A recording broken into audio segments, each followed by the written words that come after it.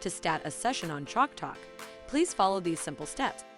Visit the website talk.chalktalk.world/dashboard. Log in using your credentials, username and password.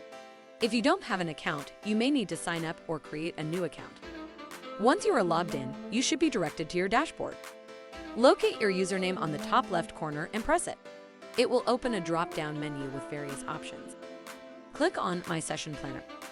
Find the meeting you want to start from the list of your booked sessions. Click on the Start Session button to enter the meeting room.